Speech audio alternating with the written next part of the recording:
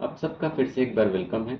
आज के इस वीडियो में हम लोग बात करेंगे चेंज इन एटीट्यूड कि एटीट्यूड में बदलाव कैसे आता है। पिछले वीडियो में हम लोगों ने बात की थी कि एटीट्यूड और बिहेवियर के बीच में क्या लिंक है, दोनों के बीच में हम लोगों ने संबंध देखा था। और आज जितने संबंधों की बात हो रही थी, ओपिनियन के बीच में, बिलीफ के बीच में, थॉट के बीच में, सारे पूरे हो चुके हैं। आज थोड़ा अलग से टॉपिक है, वो है कि हमारे एटीट्यूड में, चूंकि वही चैप्टर चल रहा है और ये एक मेजर टॉपिक है, बट कुछ खास इसका असर नहीं दिखाई देता क्योंकि एटीट्यूड में चेंज बहुत ही थोड़ा कह लीजिए कि टाइम टेकिंग होता है, ड्यूरेबल होता है।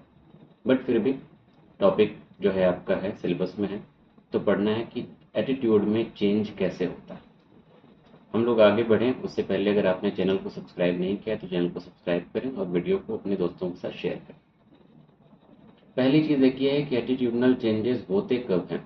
चेंज क्या होगा वो तो बात की बात है, या कैसे होगा, मुमकिन कैसे है, ये एक सोचने वाली बात है।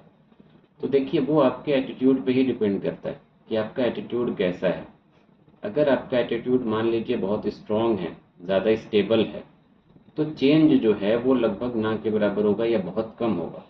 और अगर आपका एटीट्यूड जो है लेस स्टेबल है, बहुत ज़्यादा स्ट्रांग नहीं है, तो आपके एटीट्यूड में जो बदलाव होगा, चेंज होगा, वो आसान होगा। अब ये कैसे पता चलेगा कि कोई एटीट्यूड ज़्यादा स्टेबल या स्ट्रांग है कि नहीं है? तो देखिए, सिंपल सी बात है, जो एटीट्यूड मान लीजिए आपके जन्म से है, या छोटे थे तब से वो एटीट्यूड डेवलप हुआ है, या फिर कुछ हद तक जेनेटिक मान लीजिए। जैसे मान लीजिए आपके फादर बहुत गुस्सा करते हैं, तो उन कई बार ऐसा होता है, जैसे फादर का बिहेवियर होता है, जितना गुस्सा होता है वैसा ही उनके बेटों में या बेटियों में होता है। तो अगर इस तरीके का एटीट्यूड है तो ये ज़्यादा स्ट्रॉन्ग एटीट्यूड है, क्योंकि जीन से आया है। और ऐसे एटीट्यूड को चेंज करना लगभग नामुमकिन सा होता है, एक मुश्किल है कह लीजिए। अगर इंसान बहुत पेशेंस और प्रैक्टिस करे तो बदलाव आ सकता है, अदरवाइज नहीं आ सकता। दूसरा वो एटीट्यूड होते हैं जो डायरेक्ट एक्सपीरियंस से सीखे हैं आपने, या आपके अंदर है। मान लीजिए कि किसी इंसान ने आपको आके बताया, उसने ये बोला कि किसी इंसान की बुराई की कि हाँ वो इंसान तुम्हारे बारे में ऐसे ऐसे इतना बुरा भला बोल रहा था।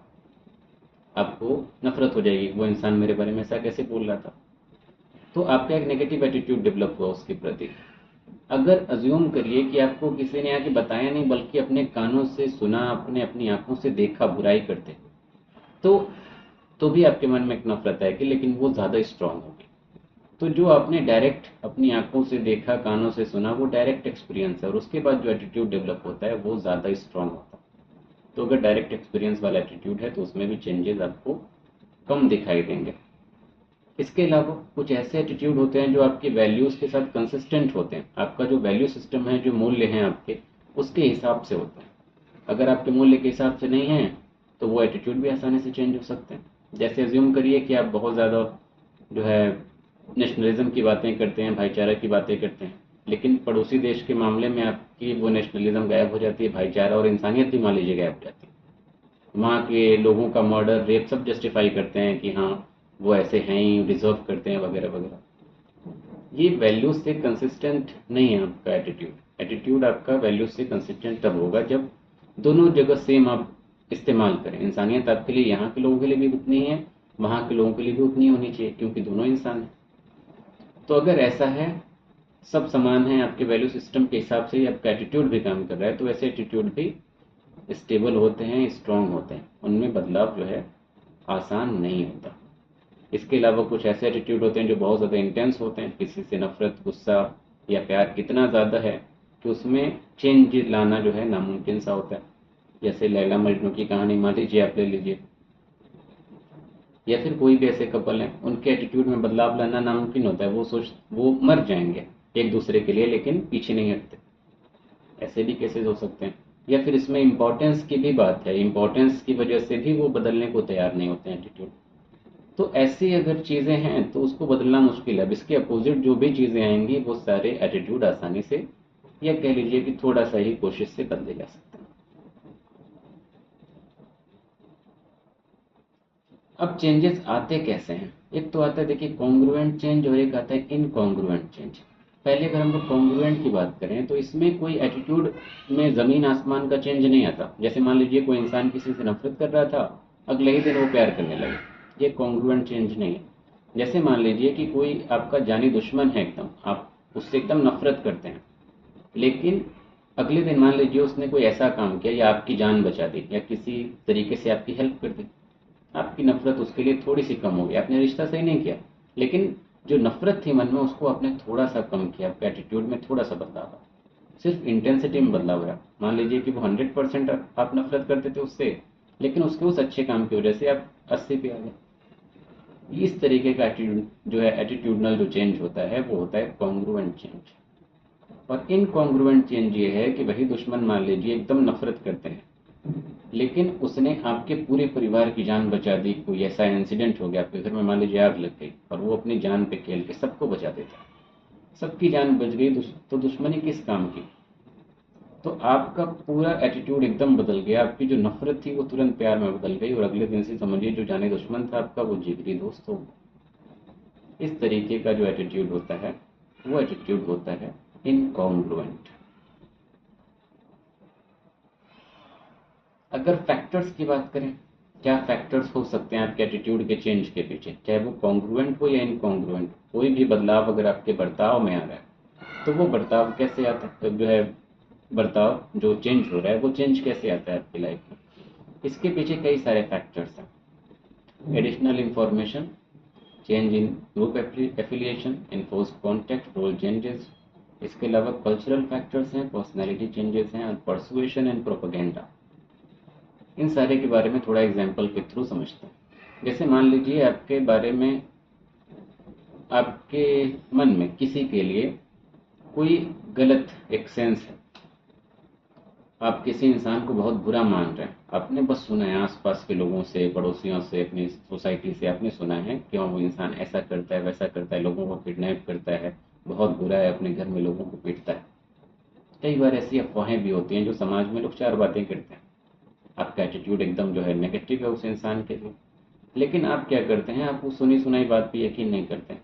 आप खुद जाके पूरा एक सर्वे करते हैं, पूरा एनालिसिस करते हैं, उनके घर के बारे में पर्सनली आप जाके मिलते हैं, लोगों से देखते हैं, मतलब जितने मेंबर्स हैं सबसे बातें करते हैं, और आप एक एडिशनल इन्फॉर्मेशन निकाल के लेके आते हैं। और उस एडिशनल इन्फॉर्मेशन में क्या आपको मिला कि नहीं वो लोग ऐसे हैं ही नहीं, वो तो बड़े अच्छे हैं, समाज में जो बातें बोली जा रही हैं ऐसा बिल्कुल नहीं है, उनका एक अपना अलग नज़रिया है, हो सकता है समाज को वो अलग लग रहे हैं इसलिए वो बुरा समझ रहे हैं। लेकिन आप मिल के आपको एडिशनल इन्फॉर्मेशन मिले और आपका एटीट्यूड उनके लिए बदल गया और एक बिल्कुल पॉजिटिव एटीट्यूड हो गया, खुश हो गए आप। एक तो ये फैक्टर होता है। दूसरा ये कि ग्रुप एफिलिएशन की वजह से भी एटीट्यूड चेंज होता है। जैसे मान लीजिए आप छोटे हैं, प्राइमरी जो ग्रुप होते हैं, जैसे क्लोज्ड सर्कल्स में जो फैमिली हो गया, फ्रेंड्स हो गए, या फिर मान लीजिए आपके लाइफ पार्टनर हो, इनके साथ आप रह रहे हैं, आपका एटीट्यूड कुछ और है। आप सेकेंडरी ग्रुप में गए, मान लीजिए जॉब वगैरह लग गई आपकी, कहीं सेटल हो गए आप, वहां पे गए, वहां के लोगों की वजह से आपका एटीट्यूड चेंज हो जाएगा। क्यों हुआ? क्योंकि आपका ग्रुप एफिलिएशन जो है चेंज हो गया। आप एक जगह से दूसरी जगह गए, एक ग्रुप से दूसरे ग्रुप में गए और आपका एटीट्यूड चेंज हो गया। या रेफरेंस ग्रुप मान लीजिए, या मान लीजिए कोई पॉलिटिकल पार्टी आपने ज्वाइन की, जैसे मान लीजिए लेफ्ट और राइट विंग की बात होती है ना, आप लेफ्ट विंग में थे और आपने 10 साल बाद राइट विंग की कोई पार्टी ज्वाइन कर ली, तो आप पाएंगे कि आपका एटीट्यूड भी उसी राइट विंग पार्टी के हिसाब से चेंज हो जाता है। इसके अलावा तीसरे नंबर पे है एनफोर्स्ड कॉन्टैक्ट। जैसे मान लीजिए कि आपको किसी से नफरत है, जैसे आजकल सोशल मीडिया के थ्रू या टेलीविजन जो भारतीय मीडिया है उसके थ्रू नफरत बहुत फैलाई जाती है, खासकर मुसलमानों के प्रति। आप मान लीजिए नॉन मुस्लिम हैं और आपके मन में बहुत सारी जो है प्रिजुडिसेस हैं, नफरत है, आप कभी मिले नहीं उनसे, आपने ना कभी बातें की, ना आपने उनके धार्मिक ग्रंथ पढ़े, लेकिन आप नफरत किए जा रहे हैं। तो इन्फोर्स्ड कॉन्टैक्ट एक बढ़िया तरीका होता है। आप जाके एक किसी मुस्लिम को एक दोस्त बना लीजिए और देखिए कि वो कैसी ज़िंदगी गुजार रहा है और उसकी फैमिली कैसे रह रही है, उनके धर्म में क्या लिखा है, साथ में रहिए, तब आपको इन्फॉर्मेशन मिलेगी और आपको लगेगा कि नहीं जो बातें बोली जा रही थी वो बहुत गलत थी, अफवाहें थी, ब्रेन वॉशिंग थी एक तरीके से। तो इन्फोर्स्ड कॉन्टैक्ट यानी कि ज़बरदस्ती आप किसी के साथ रखिए खुद को, या फिर मान लीजिए किसी सामने वाले का एटीट्यूड चेंज करवाना है तो उसके साथ आप किसी की दोस्ती करवा दीजिए। तीसरी चीज़ है रोल चेंजेस। रोल चेंजेस क्या है? जैसे कि अज्यूम करिए कि आप मान लीजिए एक भाई हैं और आपके घर में आपकी सिस्टर्स हैं। आप जिधर से आते हैं ये काम करवाते हैं वो काम करवाते हैं दिन भर, और ऊपर से मान लीजिए आप टॉन्ट भी करते हैं कि हाँ कुछ काम वाम करना नहीं रहता है, तुम लोग ऐसे ही बैठे रहते हो वगैरह वगैरह। तो घर में मान लीजिए सिस्टर खाना भी बना रहे हैं, आपके भी सारे काम कर रहे हैं, फिर भी आप समझ नहीं रहे, आपको लग रहा है खाली तो बैठे हैं। तो ये जो आपका एटीट्यूड है हो सकता है गलत हो। अगर आपको ये एटीट्यूड चेंज करना है तो आप क्या करेंगे, आप रोल चेंजेस करेंगे। रोल चेंज क्या है, एक दिन आप वैसी ही जिंदगी गुजारिए जैसे आपकी सिस्टर्स गुजारती हैं, एक दिन खाना बनाइए, ऐसे घर के सारे काम भी करिए, फिर देखिए आपको क्या फील होता है। तो अगर आप रोल चेंज करेंगे तो अगले दिन आपको एहसास होगा कि नहीं वो लोग भी उतनी ही मेहनत कर रहे हैं, और शायद आप अगले दिन से अपना बर्ताव या अपना एटीट्यूड चेंज कर लें। तो ये एक फैक्टर है। इसके अलावा कल्चरल फैक्टर्स हैं। कल्चरल फैक्टर का मतलब कैसा कल्चर आपका है उस पर डिपेंड करता है, किस कल्चर से बिलोंग कर रहे हैं उसके हिसाब से आपका एटीट्यूड होगा। या फिर आपने कल्चर अपना चेंज किया तो भी आपका एटीट्यूड चेंज हो जाएगा, क्योंकि हर कल्चर की अपनी अपनी वैल्यूज़ हैं, अपना वैल्यू सिस्टम है, और जैसा वैल्यू सिस्टम होगा वैसे आपके एटीट्यूड दिखाई देंगे।